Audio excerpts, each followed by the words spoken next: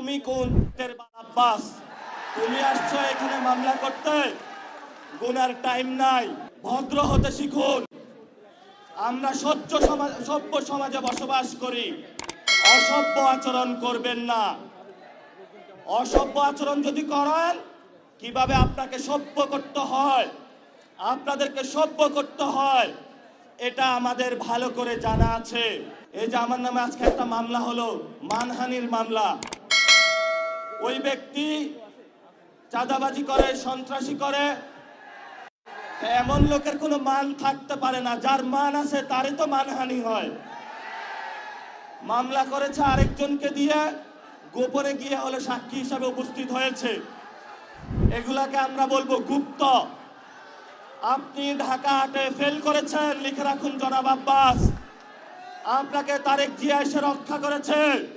তারেক জিয়া যদি এসে রক্ষা না করত, তাহলে আপনি মির্জা আব্বাসের ছুনোপুটিও আমরা ঢাকা হাটে খুঁজে পাইতাম না।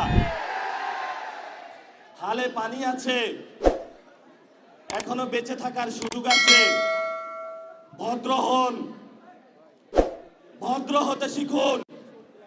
আমরা সভ্য সমাজে বসবাস করি, অসভ্য আচরণ করবেন না। অসভ্য আচরণ যদি করেন, কিভাবে আপনাকে সভ্য করতে হয়, আপনাদেরকে সভ্য করতে হয়, এটা আমাদের ভালো করে জানা আছে। ওরা আমাদের ভয় দেখায়, আমরা এক আল্লাহ ছাড়া কারো কাছে ভয় পাই না। মামলা হামলা অনেক আগেই পার করেছি।